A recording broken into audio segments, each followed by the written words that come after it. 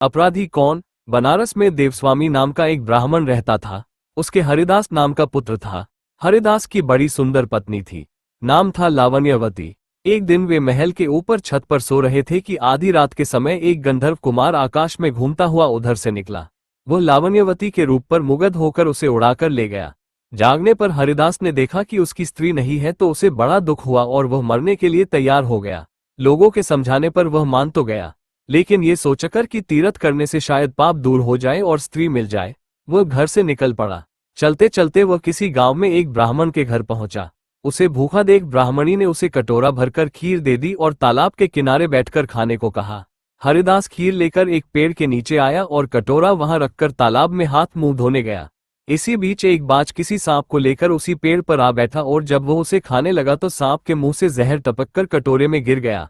हरिदास को कुछ पता नहीं था, वो उस खीर को खा गया। जहर का असर होने पर वह तड़पने लगा और दौड़ा दौड़ा ब्राह्मणी के पास आकर बोला, तूने मुझे जहर दे दिया है। इतना कहने के बाद हरिदास मर गया। पति ने ये देखा तो ब्राह्मणी को ब्रह्मघातिनी कहकर घर से निकाल दिया। इतना कहकर बेताल बोला, राजन, बताओ कि सांप, बाज और ब्राह्मणी, इन तीनों में अपराधी कौन है? राजा ने कहा, कोई नहीं। सांप तो इसलिए नहीं क्योंकि वह शत्रु के वश में था। बाज इसलिए नहीं कि वह भूखा था, जो उसे मिल गया उसी को वह खाने लगा।